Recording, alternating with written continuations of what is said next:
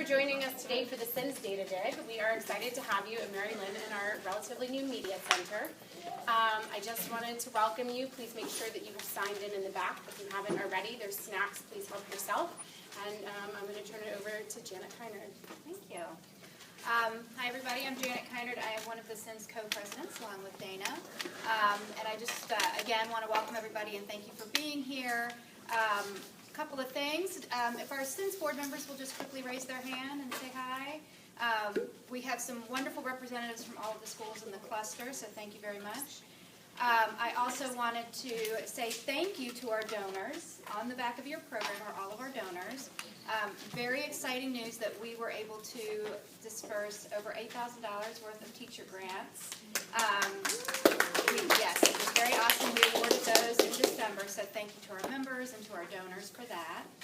I will be moderating a little bit for this event, so as we're going through, I'll be mindful of time, and so I might limit questions at some point in time. But what we'll do is first John will do the presentation, and then we'll take some questions. This is one of our most interesting and obviously most well-attended meetings of the year, and we're really excited to be doing it again this year. So without further ado, turn it over to John. Yeah, so much thanks to the CINS leadership. They were really helpful in giving me feedback and suggestions for this presentation. We have kind of a small screen, so bear with me if some data points are a little bit hard to see. I'll try and walk you through them. And thanks to everyone for coming out. This is a bigger turnout than we got last year, so I'm excited to talk to so many people.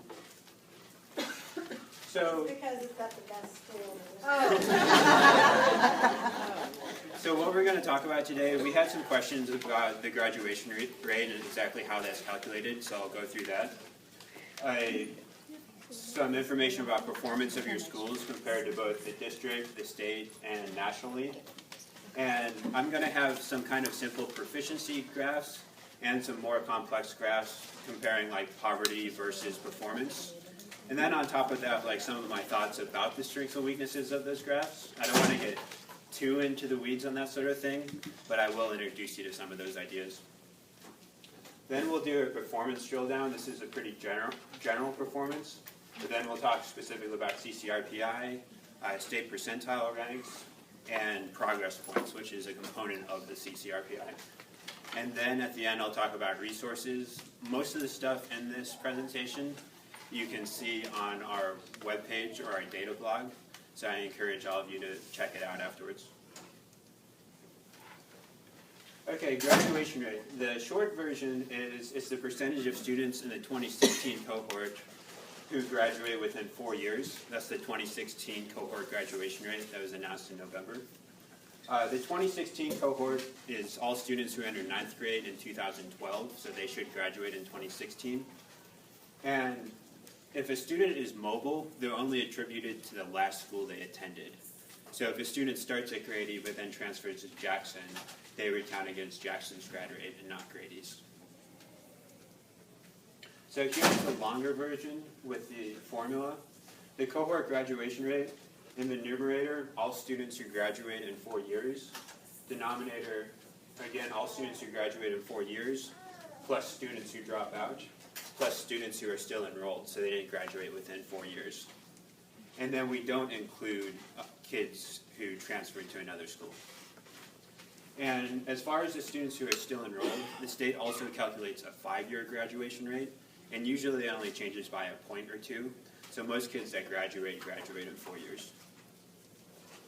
And here's the example for Grady to calculate their rate this past year. They had 293 cohort graduates, and that's divided by those graduates, plus 33 dropouts, plus 13 students who are still enrolled. That gives you 293 divided by 339, which was 86.4. The previous year, the grad rate was closer to 90, so it was a slight drop from the previous year. There were 193 students that touched Grady at some point during those 4 years, but ultimately transferred to another school. Those 193 students aren't included in this calculation. And of the 33 dropouts, 19 of them were coded as unknown. So that means we kind of lost track with that student and didn't find out why they dropped out. 9 students were coded as other adult education. They told the school they were going to get their GED. Then there were 5 students with other reasons, but I didn't show them because it's such a small number. So this is one thing that APS is working on this year, improving those unknown counts and making sure we know why a student dropped out. And maybe once in a while that student actually shouldn't be a dropout code. They might have transferred out of state or to a private school, which the state data collection wouldn't pick up, and we wouldn't capture them that way. So here's a quick graduation rate by race and ethnicity for Black, Hispanic, and white students. See, the Black rate last year was 83%, Hispanic was 84.6%, and white was 92.1%. And on our data blog, you can actually see graduation rates by different subgroups, economically disadvantaged, ELL, etc. Okay, next the performance comparison, first looking within Grady and compared to the rest of the district. So elementary milestone results. This first graph is all subjects averaged together. You see Morningside Elementary, 5% of their students across all subjects were beginner, 35% were distinguished, 42% were proficient. See Morningside, Springdale, and Lynn track pretty similarly to each other. And then you have Hope Hill, where 45% of students were beginner, 41% were developing. And they did have a few proficient and distinguished, 12% proficient, and about 2% distinguished. And then I find sometimes it's easier to just look at like a percentage of a group achieving a bubble level instead of looking at like 4 different categories. So if we look at only English language arts, you see Lynn had 80% of their students proficient or higher in English language arts. Springdale and Morningside were pretty similar to that at 79 and 78. Then Hope Hill, 15%, similar to what we saw in the previous graph. Just a quick question, when you put Condesi, is that just the old Fort Worth campus? No, it's both campuses because this past year and this current year, they've only had one school code, so it's hard to report them separately. My hope is next year we'll have a separate school code. Did you talk about the difference between proficient and developing that the state recognizes? Yeah, I think that's helpful. So the way the state describes proficient is that you've mastered all grade level content, and the way the state describes developing is that kind of you've grasped the basic or standard grade level content, but you aren't at that degree of mastery. And beginning means you haven't hit that like initial level. And they give you credit for developing as far as like CCRTI and all that goes. Because it appears sometimes inflated because you have 90-something% that are meeting, but they're not really on our standard of proficiency. Yeah, that's a good point. So for middle school, I have similar graphs. Since there's less middle schools, I have all the schools in the district. This again is all subjects together.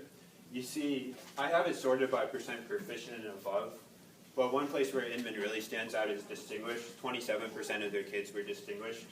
Next highest was Sutton at 16%. Centennial and Condesi were a little bit more in the middle, where 28 and 27% of their kids were at the beginner level. So here we have just English language arts, percent proficient or higher. Inman, 66% of their kids were proficient or better in English language arts. Classical, which is a small charter school, and the north side was a little bit higher than that. Centennial was at 41%, Condesi was at 30%. Then for math, you'll see this in a few different slides. Inman really pulls ahead of the other schools in math. They were at 66% proficient, and ANCS middle is next highest at 51%. That's for grades 6 through 8, and this would actually be even higher if it wasn't for 8th grade math, where the highest achieving kids at Inman actually take the 9th grade exam, and they didn't take the 8th grade end of grade exam. Okay, high school, similar data. Grady High School, pretty similar to North Atlanta in terms of percent beginner and really each one of these categories. They had 15% of their kids score distinguished.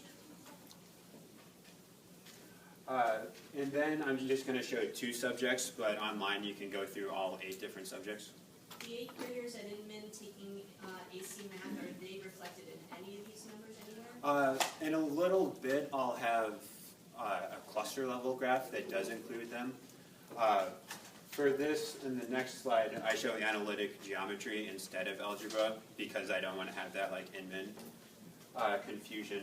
So if we look at analytic geometry, which would include the 9th grade advanced students and the 10th grade on-track students, we see 43% of kids were proficient at grading. So next, I'm going to move from just looking at these simple achievement levels to looking at average test score versus poverty levels. One of the reasons I like to do this is schools in Atlanta are so diverse, and there's a really strong relationship between poverty and achievement, and I think that kind of helps us put school performance into context. So the challenge index, most of the variance is explained by poverty, but I also include English language learner and mobility rates. And we use a formula that's combined to kind of best predict test scores. And that's not based on me saying like how much do these things matter, but I let the data decide how much do we weight poverty, ELL, and mobility rates. And by just using these 3 indicators, we're able to explain 94% of the variance in school level test scores. It wouldn't explain individual student test scores as well because you're going to have a lot more variation. But once you're averaging it up to like 200 or 300 kids, that variation starts to even out, and you can explain a lot with these variables. And I think that 94% is interesting, and we'll come back to this when we look at state level, because once you're explaining this much with just demographic variables, you can make a better argument that some of the remaining variation might be about school effectiveness. But the variables that I'm using still aren't perfect, so there also might be, my poverty variable is just a binary variable. So maybe in one school, the not poor kids aren't as well off as the not poor kids in another school. So it's not a perfect comparison. So here's the relationship before I highlight Grady schools specifically. I'm not including charters on this graph because mobility kind of means a different thing for charter schools, but I will when I move to the state comparison. And this is a graph where I say 94% of the variance in test scores are explained by this challenge index, where these students, the schools that have more poor students tend to score low, and the schools with less poor students tend to score high.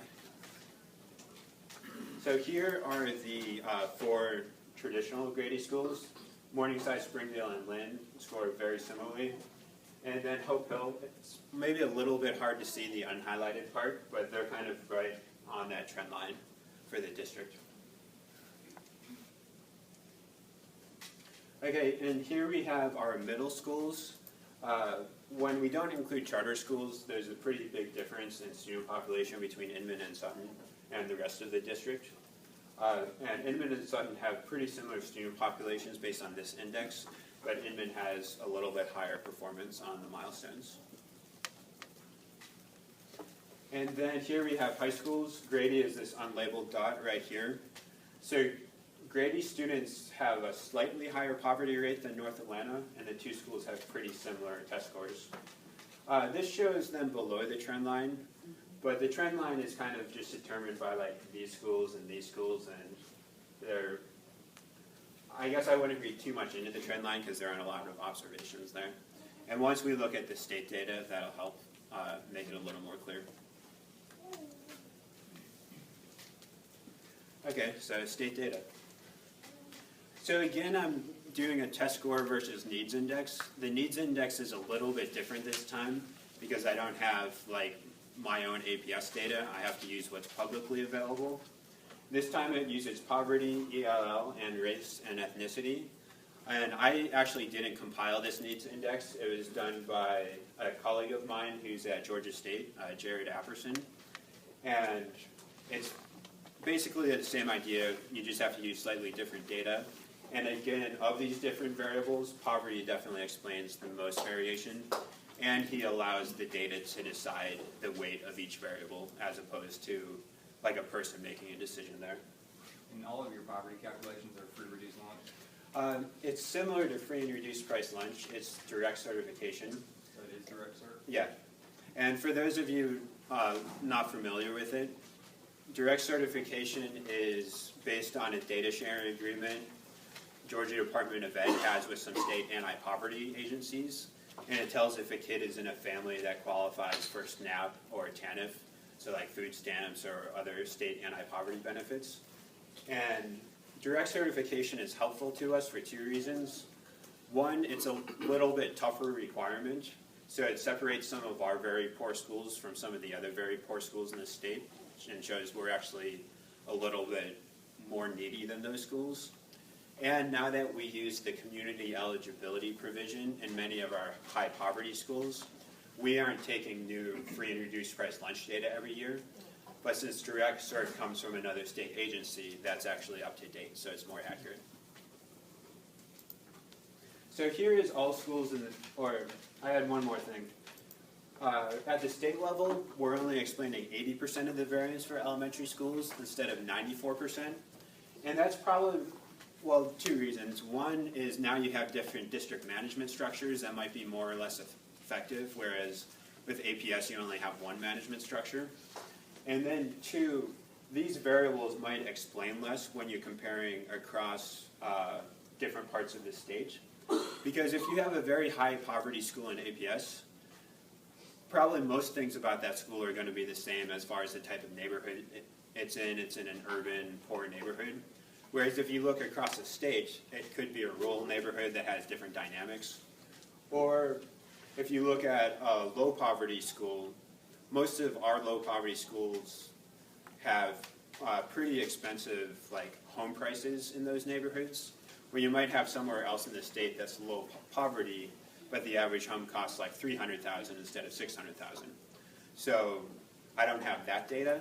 So my direct cert indicator isn't explaining quite as much variance. That's kind of a deeper dive than you need, but I'm trying to kind of pull back the blinds. So here you see a pretty strong relationship again between the two variables. And here are APS schools only. It's hard to see the non-highlighted portion, but we actually have the like 5 highest poverty elementary schools in this graph. And we're overrepresented in this group right here. And here are the Grady schools only. You see Morningside, Springdale, and Lynn are towards the top of their schools with similar poverty ratings. And then Condesi is kind of towards the top, and Centennial and Hope Hill are more like along the state trend line. Okay, next is middle school. Here are all APS schools again, and here are the Grady cluster schools. Centennial and Condesi are pretty small populations at the middle school level. Centennial was only 6th and 7th last year. Condesi was 6, 7, 8, but only at one campus. That's a pretty small campus. So we might see some year-to-year fluctuation when we have a small student group. Inman, on the other hand, bigger student group, and if you can see the unhighlighted part, they're really like at the top of that distribution. How does the Centennial Needs Index in the middle school compare to the elementary school? That's a good question, and that might be throwing off this graph a little bit because the state only gives me one direct cert number for both campuses. So if it's actually a different student population, it could throw that off. She asked, how does Centennial's need index compare for middle school versus elementary school? And the state doesn't actually differentiate that. I can look at that internally in APS, and I can let someone at CINS know. When you speak of the variable of mobility, is that kids who change schools throughout the school year? Yeah, so mobility isn't included in the state comparison, but it was included in the district comparison. And I'm using a 0.4 weight for kids who are mobile across school years, and a 0.6 weight for kids who are mobile, no, I got that back. Yeah, a 0.6 weight for kids who are mobile within school years. So you affect the challenge index a little bit more if you're mobile within instead of across. And we have a mobility rate of 20% in the school district. Yeah, that's about right. And so I expect that's a lot higher than it would be in Troup County. So that may have a undue effect of skewing us when we get on the state trend line. Right. Would that be a reasonable? Yeah, I think that's a fair point. And one of the reasons mobility isn't included here is, and again, I didn't make this indicator, but Jared's point was that for some schools, mobility is a feature as opposed to something that happens to the school, like a charter school that has an open enrollment zone, or a school that does a good job of building relationships with parents. Students might be less likely to move during the year. So that is more a feature of the school than something that's done to it. But I think you can argue for either way. Okay, here we have high school. And here are all APS schools. And here is Grady High School. Again, it's a little bit hard to see. Grady's a little bit above the trend line, although not quite as far above as Inman Middle School is. So, and I've been going through this kind of fast, but that means for students with similar direct cert rates, for students with similar direct cert, or schools with similar direct cert rates, Grady is doing a little bit above average in terms of milestone score.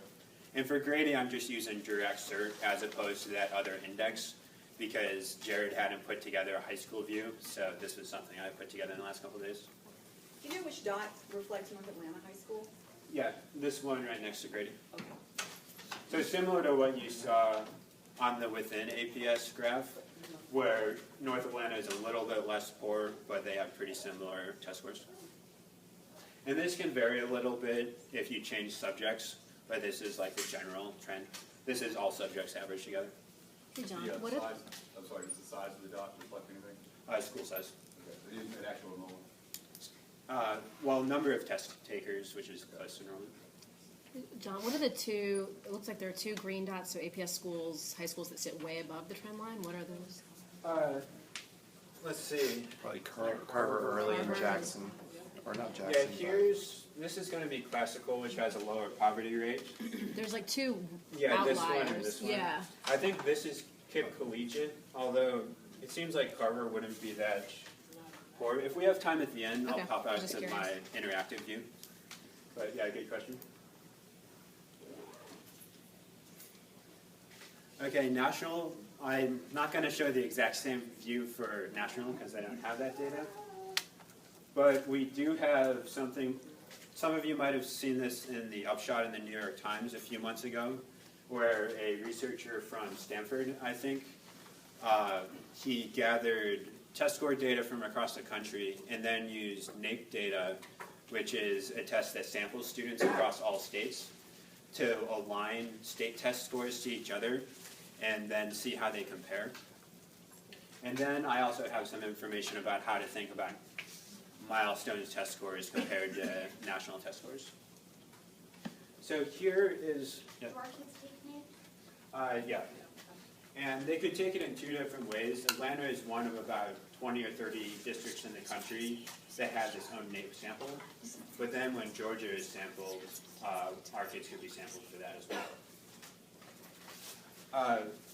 So and some of this color might be hard to see, but you see the same relationship where the higher poverty schools across the country tend to have lower achievement, and the schools that are less poor have high achievement. Reardon and his colleagues broke this out by racial group. Pink students or pink bubbles represent white students, blue represents Hispanics, and green represents black students. So not only does this show the differences in achievement, but it also shows like income inequality across racial groups because you see how they have different levels of income. So I think this is useful to think about, but sometimes it's also kind of tough to think about. But here is where APS shows up.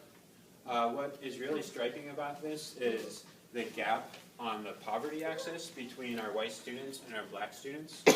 And that's partly how the city is drawn compared to the metro area.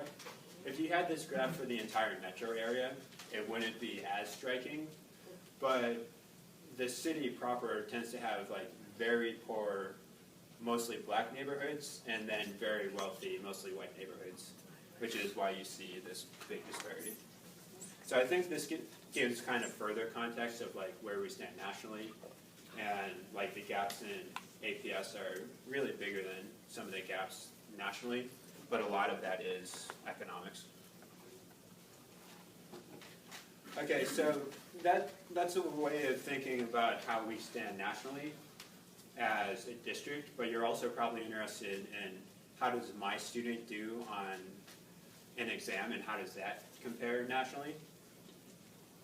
So I mentioned this last year, but I'll go a little bit deeper into it this year. On the milestones results that you receive, you get a scale score and you get a national percentile. The state uses a subset of milestones questions to make that national percentile that have been normed by a different agency.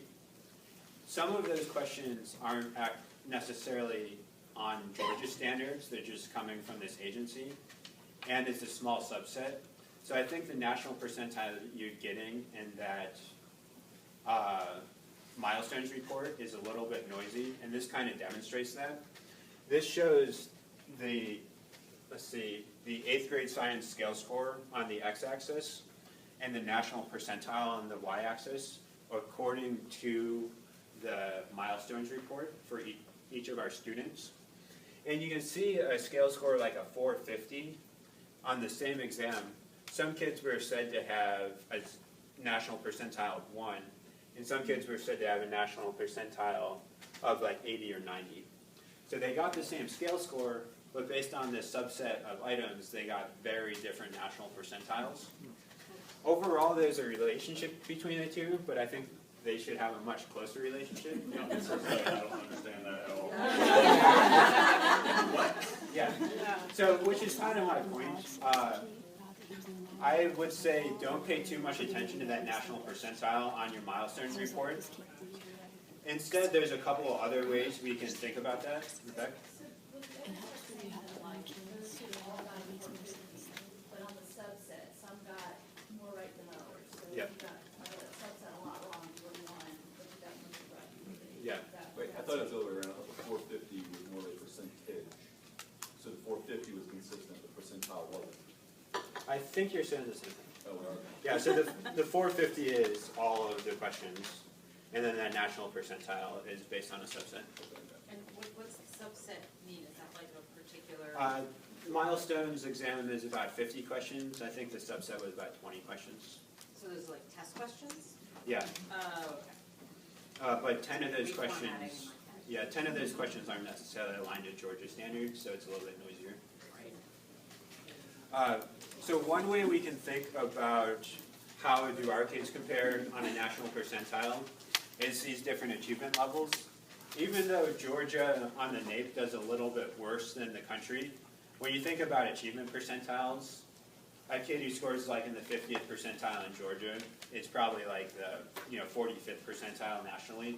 And then when you get in the tails, it's really close. If you're in the 98th percentile in Georgia, it's pretty close to the 98th percentile nationally. And that's helpful because we can look at the achievement distribution in the state, and that gives you an idea of where you're going to be nationally. So if you have a student scored distinguished in Georgia in 3rd grade ELA, that means they were in the top 8% of Georgia students, so that's going to be pretty close to the top 8% nationally. So that can help you think, probably give you a better idea of national percentiles than looking at that score. And then if you want to get more into it, we wrote a blog post on this. And I forgot to introduce my two colleagues who are here. This blog post made me think of it because Michael helped me make this. Michael Lamont, some of you might have known Ruby Sullivan when she worked at APS, lives in this neighborhood. Michael Lamont is the new Executive Director of Data and Information, Ruby's replacement.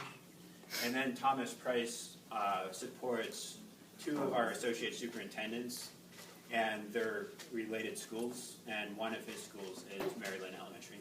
So he works with Sharon for her data needs. Is he here? Right here. Okay.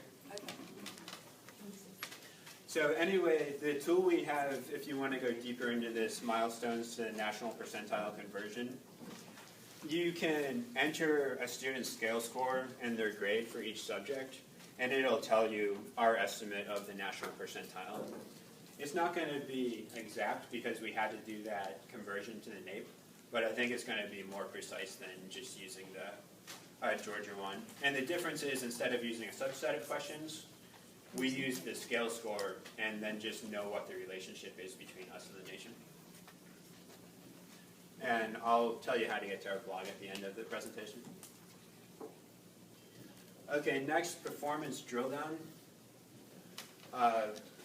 These were pretty big comparisons. They allowed you to see how we're doing compared to other schools or the entire state, but it was just an overall.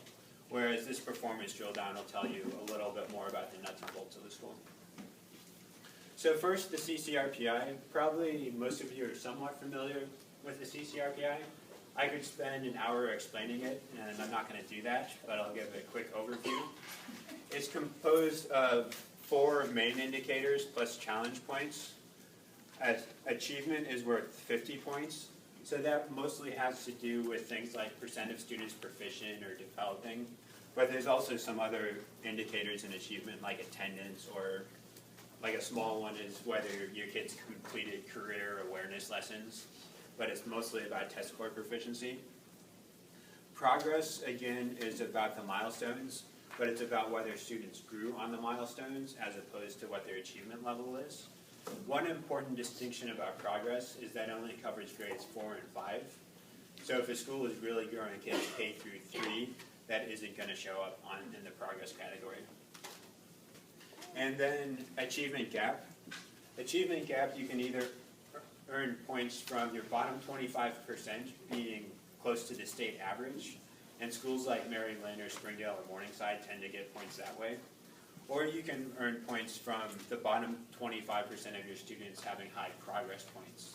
And that's a more likely way for a school like Hope Hill to earn achievement gap points, because it means you're growing the bottom 25% of your students. And then challenge points, you earn this either for your service populations, economically disadvantaged, English language learner, or SWD, having relatively high test scores, or you earn it from accomplishing specific adult actions, like your teachers using the state longitudinal database. And those adult actions are usually only worth a couple points, so it doesn't have a big effect on CCRPI. I'm sorry, going back to the achievement points, you were talking about 4th and 5th grades, but how are they measured for middle and high schools?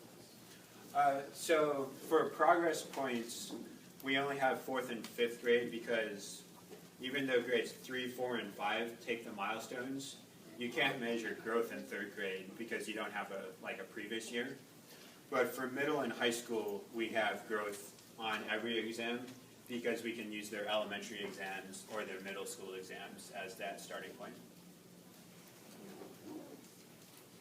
So here, this is actually a view that I grabbed straight from the blog. You can do a lot of different cuts of CCRPI data on the blog. The state also shows you CCRPI scores, but we've made it a little bit more graphical for you. And if this is hard to read, I have Centennial Academy, Condesi, Lynn, Morningside, Springdale Park, and Hope Hill. Lynn, Morningside, and Springdale, similar to what we saw on achievement, tend to have high CCRPI scores. Lynn Elementary had a particularly good progress score last year. They earned 39.5 progress points out of a total of 40, which also put them at our highest CCRPI score in the district at 98.9 for elementary schools. Centennial Elementary was at 56.4, Condesi 77.3, and Hope Hill was at 60.8. Next we have middle school. For middle school, since we have less schools, I'm giving you 2 years of data. So you can see Centennial went from a 61 to an 81, almost an 82. Although that is from having only a 6th grade to 6th and 7th. Not that sixth grade is harder to earn points, but it was just a small number of students. Inman was pretty consistent from a 90.7 to 91.6. You see Inman earned all 40 progress points in 2015 and 39.5 in 2016. So in addition to having high achievement, they tend to show high progress, which also gives you some context for why they perform better than other schools in the state, because they tend to have high progress scores. And Condesi had a 40 on progress in 2015, but in 2016 they had a 32.7. So here we have high school, and for high school, since you only have one school in the cluster, I'm giving you 5 years of data. The way CCRPI is calculated changed from 2014 to 2015. The weights changed. So progress went from being worth 25 to 40 points. And the way you earn progress points changed, so it was a little bit easier to earn all the points, which is why you see like a change from 14 to 15. But you see Grady has less progress points than a school like Inman or Lynn or Morningside. They were at 30.8 and 15 and 28.9 in 2016. So here's a comparison between Grady and some other schools. One of the questions I received from this group before the presentation is, can you tell us a little bit more about Grady's CCRPI score? I think folks noticed that Grady had a CCRPI score of 72 compared to Inman's CCRPI score of 90, and wanted some context for that. They aren't calculated exactly the same because high school graduation is included in high school CCRPI. But with that said, the scores tend to be pretty close statewide. So some of the things that are going on at Grady compared to Inman, and you can see this when you're comparing them to Maynard and North Atlanta. Grady has a lower progress points than Inman, and also lower than Maynard or North Atlanta. Grady this year was 28.9 for progress. Maynard Jackson was 37.4, and North Atlanta was 34.9. Out of 40, right? Out of 40, yep. And Grady and North Atlanta have pretty similar achievement scores, 36.5 at Grady and 35.7 at North Atlanta. So Grady didn't see as much growth last year, but their achievement levels were similar. Meanwhile, Maynard Jackson had lower achievement scores, but since they had higher progress and more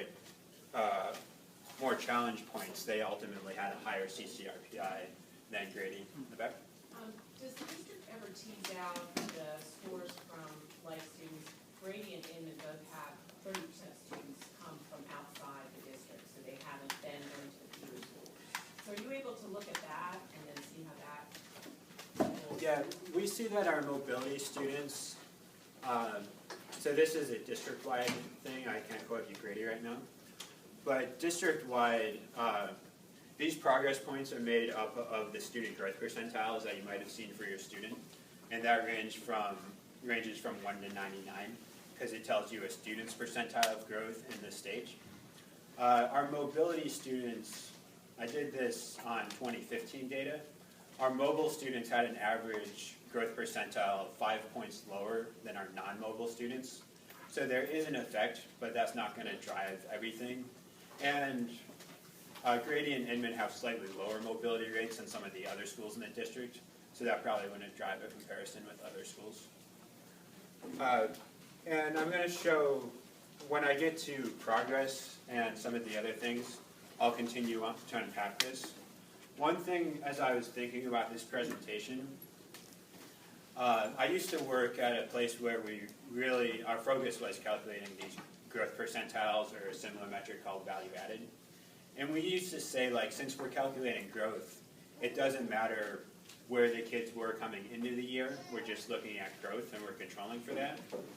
But really, if you have a really effective year or multiple years before you get a student, it is a little bit harder to move them even higher. So I think Grady is experiencing a little bit of that because Inman has really high growth percentiles. It is a little bit harder to move them. But with that said, Inman Middle School in 8th grade still has a high growth percentile, even though they've done a great job in 6 and 7. So it is possible to still have a high growth percentile, but it does get a little bit harder. That's a little bit, it's not very precise because I can't tell you how many points this affects it, but it does play a small role.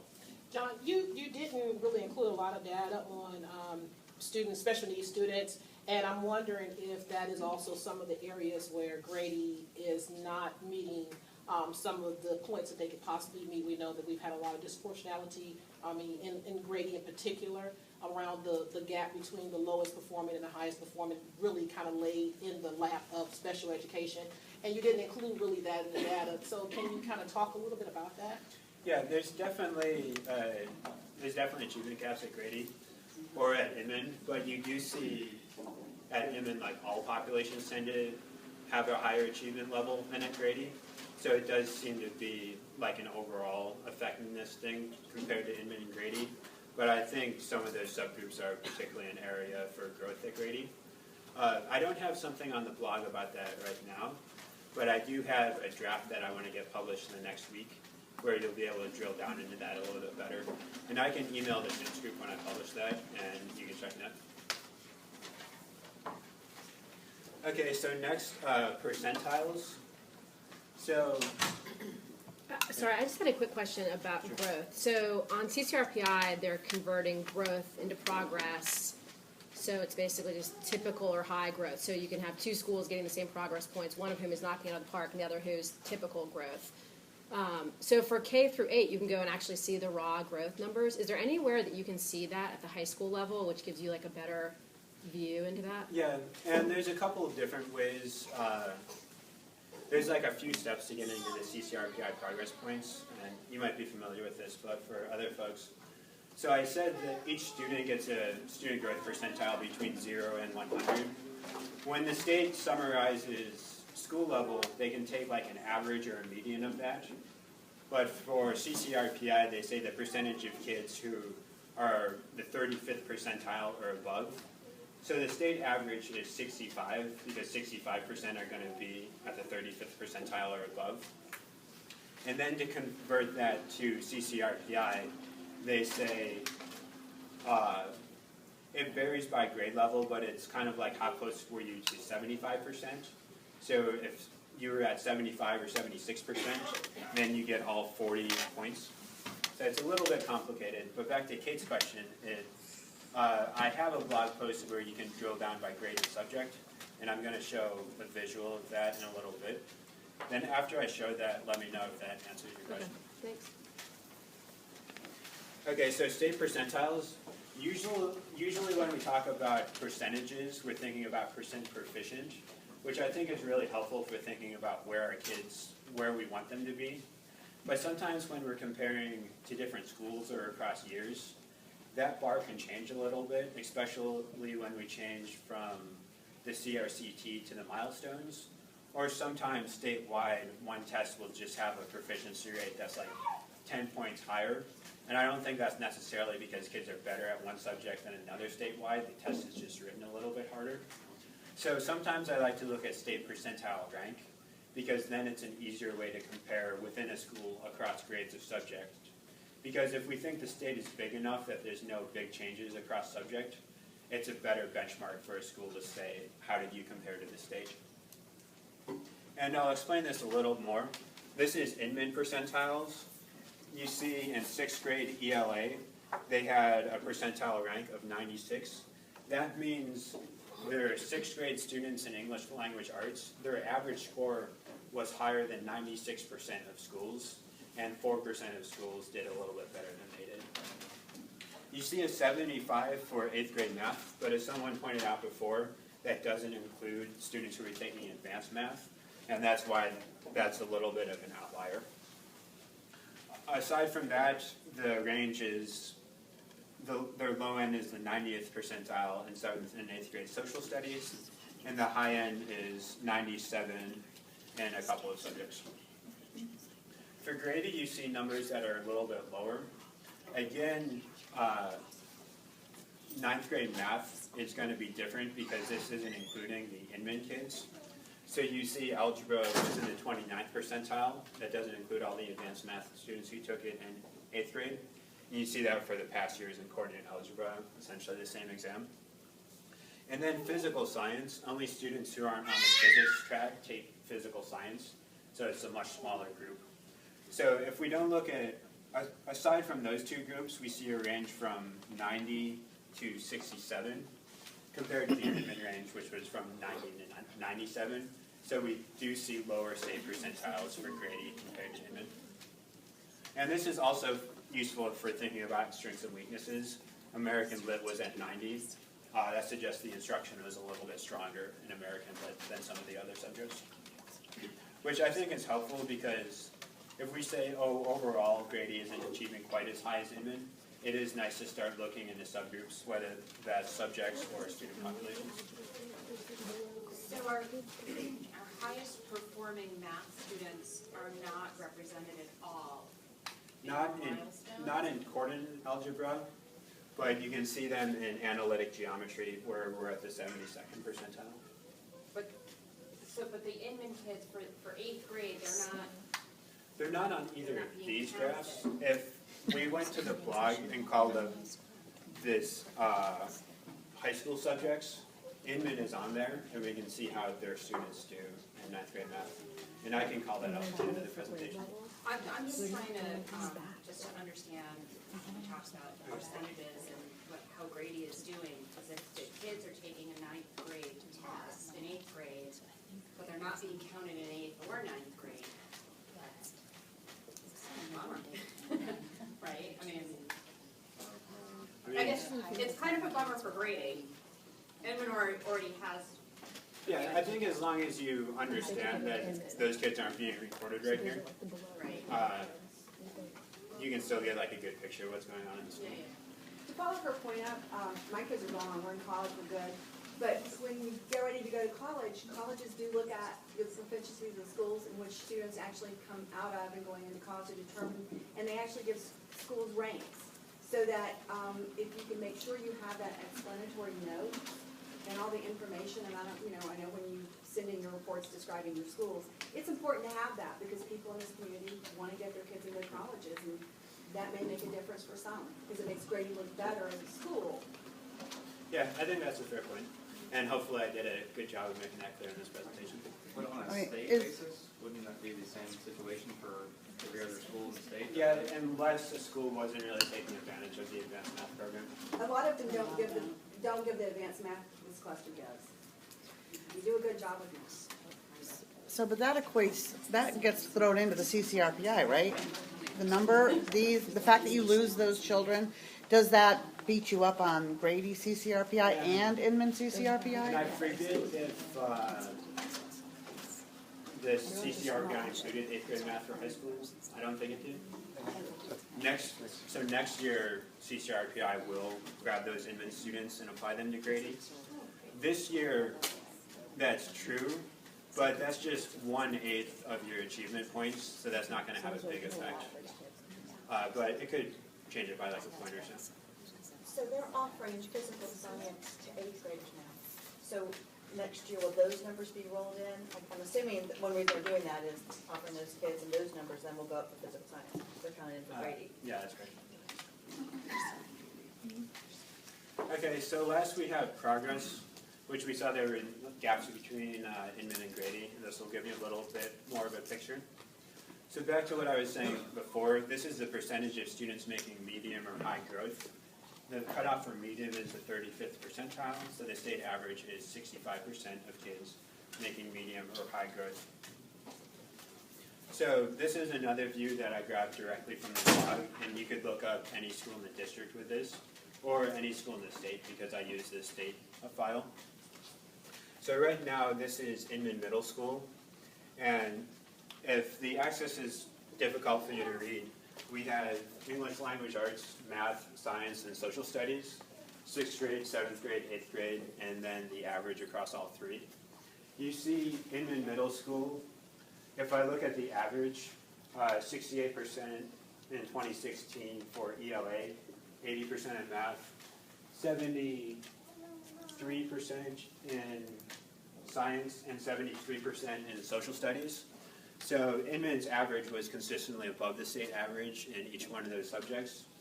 An area of relative weakness would have been 7th grade social studies, but it's close to the state average right now, whereas in 2014 it was noticeably below the state average. And an area of relative strength, I guess, is math, since that is the highest of the 4 subjects. In these confidence intervals, you might be able to see them. There's a little blue band outside of the line. That's because this is, it comes from a statistical model, so there is a margin of error on that estimation. So I try to be honest about like how precise these are. And for a larger school like Inman, the confidence intervals are pretty small. But if you look at a bigger school, these estimates are a little bit noisier. So here you have grading. It looks like the confidence intervals are bigger, but actually the axes are just bigger. So it's about the same. Grady, there is variation by subject. American Lit, which we saw based on percentiles, was doing better. You also see this in progress, where 70% of kids made progress this past year. Whereas a relative weakness would be biology with 47%, geometry, or US history. So this gives a little bit more information for Grady about like specific subjects. Geometry looks very concerning. What's happening there? I don't, Fell off the cliff. yeah, and I don't have too good of a picture of what's going on instructionally in the school, but Dr. Bosman has seen this view, and given the performance we saw in Inman, I expect this to be addressed. But and the other thing is, don't read into these as trends. When you have like 3 data points going in this direction, we see the next year isn't that the trend continues, but it's better to assume it's going to be the same as this year or revert to the mean a little bit. And I've done this where I like use a prediction model of 2016 using 14 and 15 test scores, and like we see the prediction is things revert to the mean a little bit as opposed to continuing on a trend. I'm not sure if that is confusing. So if I understand that right, 34% of all the kids at Grady taking geometry are proficient. No, this is growth. Percentage of students making typical or high growth. Typical or high growth. So 34% of students made typical or high growth compared to a state average of 65%. So a much lower percentage made typical or high growth than the state. I should know this, but what grade is American Lit? 11th. 11th, okay. Also, I don't know if you know this, but some of the parents probably do, and again, I should, but I can't remember. Do the AP students take the milestones as well? Like kids taking AP, Lang, and 11th grade, do they take that American Lit? Yeah, in the past you've always had to. I know there's a little more leeway going forward. Is that just for move-on when ready students? So if a student is taking a college class, like at an actual college, instead of the course, they won't take it, but for AP they do. And don't apologize for like not knowing something, because Well, I have a great dad, and I have a great yeah. And I think I'm moving kind of fast in some places, so feel free. And I can speak to that just a little bit. I'm on the Go team at Grady, and one thing that happened, the kids who took the test 2 years ago, we saw the results last year, was that the AP students were coded wrong. Just a course code was entered incorrectly with their milestones, so none of the AP kids' scores counted for our CCRPI, which is just an example of how sometimes if you see something alarming, it can be something like that. It's very complicated. In high school. And was that, Michael, do you remember, was that in 2015 or 2016? That's a couple. Yeah, so 2015 that happened. I have like a clarification question and a more general question. So on CCRPI, let's take Maryland as an example. About what percent of Maryland CCRPI is based, whether growth or in totality, on Georgia milestone scores? And I've looked at this in the past. It's in the 90s. It's a little bit lower for high school because graduation plays a role, but I think like high 90s, or no, maybe low 90s because there's attendance and career awareness lessons and a couple of things. But between growth and proficiency. It's like 92% maybe. And I guess my other question was, obviously, the way schools are evaluated, are rules put forth by, the state and others, and so you have to report this data.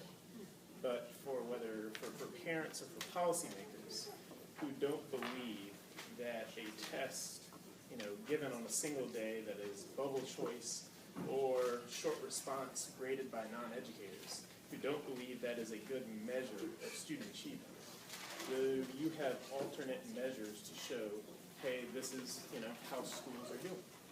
Yeah, and I didn't show anything here, but we do have things like climate data or behavior data. Excuse me?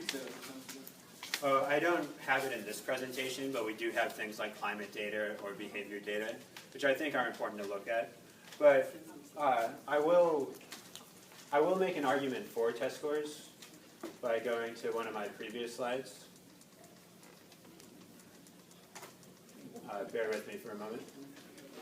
So when we look at this graph, I think it's really the case that these kids know less math and reading than these kids, and I think that's an issue, and I'm glad that we have test scores to kind of illuminate that. And there is even a real difference between like this school and this school at similar poverty rates, and oftentimes when we see differences like this at a school, that carries on to other indicators that we care about, like college enrollment or outcomes like that.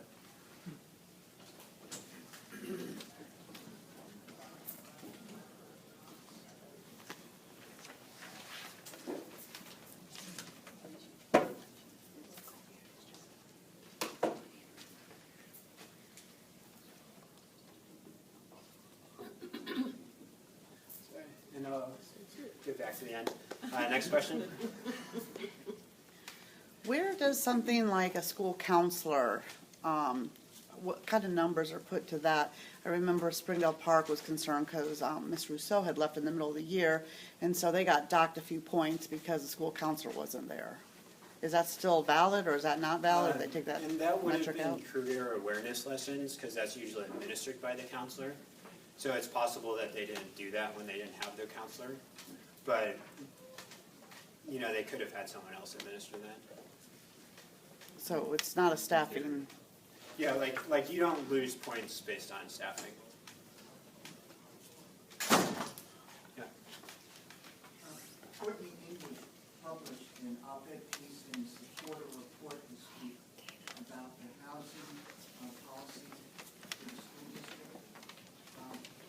In that piece, he mentioned that once again, APS has more than 3,000 homeless students enrolled in the system. Last year, there were 3,109. How many homeless children are enrolled in the grading class? I can't quote that. One thing I can tell you about homeless, they do show up in those poverty versus test scores. If you're marked as homeless, that shows up in like the direct certification calculation. But I'm not sure what the homeless rate is. It's going to be higher at Centennial, but I can't quote you. I can share that with someone I've after had the the meeting. good fortune of assisting a family, just because of my daughter's friendship, in relocating housing. They're in the old Fourth Ward, and their house was bought and would be eventually redeveloped into a grander structure. We have this problem of gentrification in the greater cluster. And in this particular situation, there was a child at Grady and one at Hope Hill. And once you have this kind of housing insecurity, though it's not homeless, it's on your way to being homeless. And if there's no car in the family, and the family has to relocate and so on. My question being, since there's recently, apparently this past week, been a housing task force at the district level, why can't we in Grady take a look at that problem and see if we can't bring some assistance and some of the resources of our cluster, which is perhaps the wealthiest one, and give some of these families the kind of support and guidance they need. A lot of times, the help I found out is available. And I obtained some with the St. Vincent de Paul Society, for example. And the developer landlord rebated a month and a half's rent to assist with the move. And Buckhead Movers moved his family for free. Yeah, maybe this is a good topic for like CINS to think about moving forward. And I just want to acknowledge Jason Estevez is in the back, and he's a wealth of knowledge and has done a lot to bring services like through foundations. So I'd encourage you to talk to him about ideas that you would have. So did want to acknowledge Jason has done a lot for the district with housing and bringing lawyers and stuff to help families who face those issues. So he would be a great person to talk to. I think somebody mentioned this number before, but could you tell me, what is the overlap between the population at Inman and the population at Grady? I mean, technically, it's the only feeder school, so it should just be everybody at Inman ends up at Grady, but I understand that's not the case. So. It's not exactly the case, but they are very similar.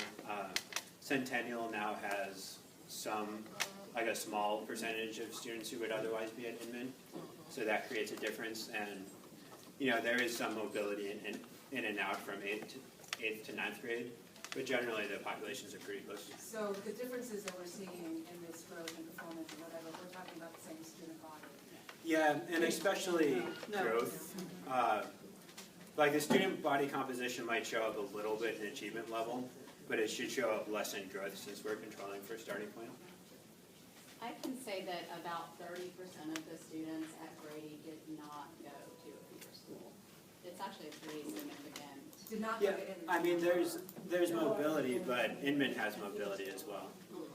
Well, the same thing with Inman's 6th grade. If you look at Inman's incoming 6th grade, about 30% did not come from one of the feeders. Same thing at Grady when you look at not the mobility within Grady, but when you look at the 9th grade class, 30% are not from the Grady feeder. Yeah, and I might double check, but I can't quote the number off the top of my head. It's not exactly. Okay. So they're all moving in 9th grade? Or they might be going to private school and choosing Private school, Oh, I see. or moving from out of state. These are outside of APS kids. And the reality is that because of the way APS zones it, if you live in the district and you rent, it doesn't really matter how you get in the zone. You are considered in zone whether you came all the way up through the feeder pattern. And having been in public schools for a really long time, people get really serious about their kids in middle and high school. And many APS high schools did not offer the curriculum that the Grady Cluster did, so people are forum shopping and moving in because it's cheaper to come to Grady Cluster and rent an apartment than to pay for 5 kids to go to private school. So that is just a reality, and you can't close the borders, and you're never going to be able to manage that. And we also get people coming out of private school into Grady High School as well. So we have people coming to Inman and Grady from private school. So it's an interesting mix. And I think we might differ a little bit on how big of a role that plays, but I don't have the data in front of me, so I guess I'll just leave it at that. So if you were interested in any of these data points, I don't have a mobility blog post up right now, but it sounds like that might be helpful. But we do have a lot of other data points up on the website. There's 2 ways you can get there. You can go to the Atlanta Public Schools homepage, then to departments, then research and evaluation. Or you can directly go to our site, atlantapublicschools.us/research and evaluation. I'll navigate there for you so you can see. You could also do .info. Thank you. So if we go to Atlanta Public Schools, then departments,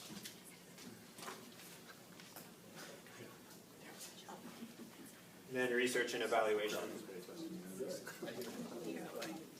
So you can see we have a link to dashboards, to state performance data, which is mostly links to state sites, but that can be a helpful resource as well. A link to demographic and enrollment on state sites, and a link to the data blog, which has most of the views I was showing. So I'll go to the data blog. And if you wanted to go directly to the data blog without going to our website, that's just apsgraphs.blogspot.com. I was being kind of quick and used a free website for the blog. It's a little bit easier to publish it to it than the APS website. Yeah, if you go to Google and just put in APS data blog, it'll pop up. Okay, great. But if you want the actual APS graphs.blogspot.com or search APS data blog. And there's a link on our website. So I'll just show you a couple of examples from the data blog. Here is the percentiles I was showing before, and I actually have it defaulted to Inman, but I'll show you one of your elementary schools. I guess I'll show Lynn since we're here. And most of this is pretty easy, where you just need to drop down an arrow and you can select a school. So you see Lynn has bigger confidence intervals since it has less students than Inman, but otherwise you see the evidence of their high growth here, where 72%, 76, 74, and 81. You also see more fluctuation than you did at Inman. Part of that is probably real. Part of that is when you have less students. Since you have a bigger confidence interval, you're going to get a little more variation. And also look at these tabs up here. You can look at any high school, or you could look at the district as a whole.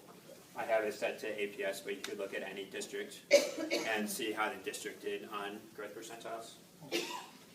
And we vary how much we post per month, maybe like once a month or so. You can also subscribe to get a notification with a little email thing. And I don't actually get that email list. It's something that, it's a widget, so I can't spam you with it. You'll only get emails from that.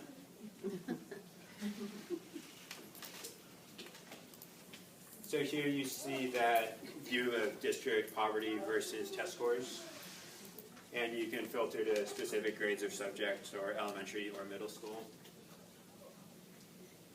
Here's the CCRPI view that I use for some of those. I have it set to the entire district, but also show a couple of examples of how you can use these filters. Here it's filtered to Cleveland Elementary for 4 years, showing us a success story in the district. And here is one where it's used to compare across districts. Here's one with graduation rates, where you can see all schools compared to each other, or you can select a subgroup of students and see how those graduation rates compare. So, we have probably 15 posts. You can scroll through here and see a lot of different data views. If you own Grady High School, what is some of the low-hanging fruit that we can attack over the next year or so to actually get our CCRPI numbers up? Yeah. And I think sometimes when people think about low-hanging fruit, they talk about some of the adult action points for exceeding the bar indicators. But each one of those is like half a point, and I'm not sure if they actually make that big of an impact on students.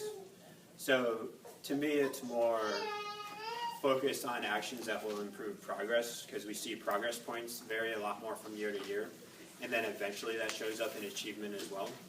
So looking at those individual subjects that had low progress and kind of doing a root cause analysis of is this a trend that has always happened or something new? Is it something about the curriculum or some other teaching method?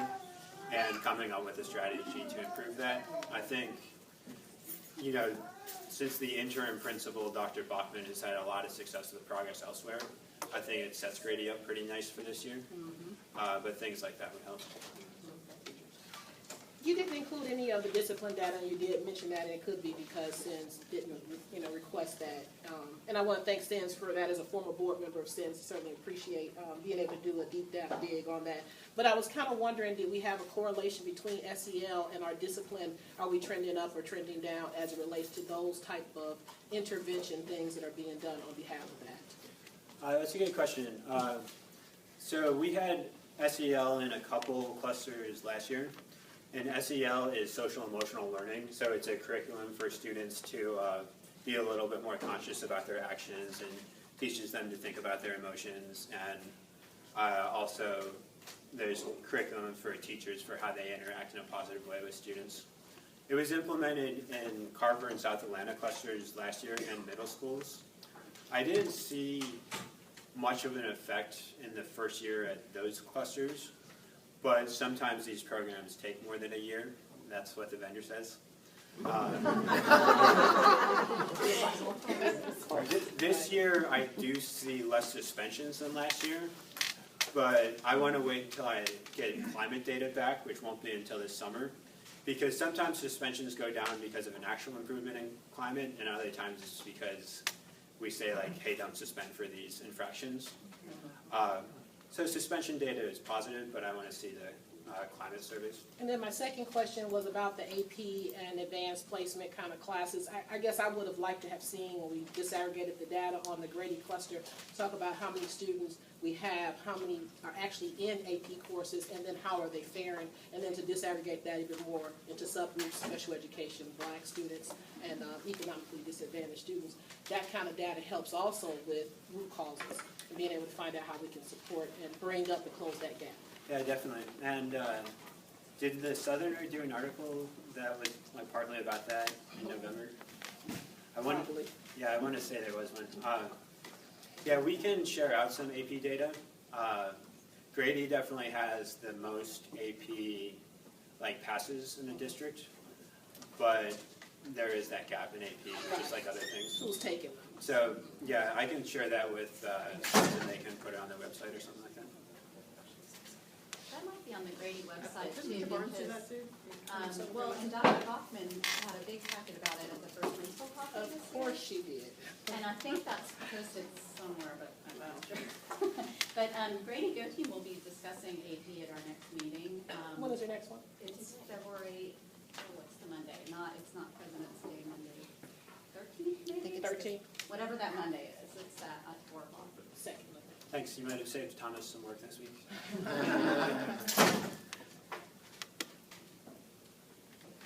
Anything else?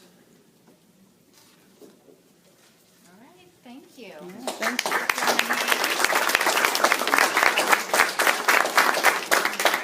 Always incredibly informative. We'll make sure that information is posted on our website, answering some of these questions, but also having the presentation posted so that everybody can access that. Can I make one announcement? We are having our normal, and CINS certainly has been a partner with us. It's the Atlanta Parents and Partners for Atlanta Public Schools legislative reception. Of course, we have always Richard Woods or whoever the state superintendent is at that time. It's February the 7th at 6 p.m. at Atlanta Public Schools. It's free. We do soup and sandwiches. It's free. All of the legislators, local Board of Education, City Council, Fulton County, and our state legislators will be there. And so we invite everybody out. It's a free event. You can park in APS's deck, come out and speak to your legislators one-on-one about education. Thank you. Thank you, Janet. Can I just ask if you didn't get to sign in when you came in? Can you please make sure you sign in before you leave? So we have an idea of who's here. Yes, thank you. And if you have other questions, feel free to email CINS and we will work on getting answers for you. I want to say thank you to Jason Estevez for coming out today. Thank you. And also thank you to Sharon Briscoe for hosting us here, the principal here. February 8th. Yes, and then we have coming up on February 8th is a town hall for the cluster at Inman at 6 p.m. So please come out for that. And then I mentioned our teacher grants. At the end of the year, we have a very wonderful meeting where the teachers present the outcomes of those grants. So please watch for information on that so that you can come and see that. Okay? Thank you all for coming today.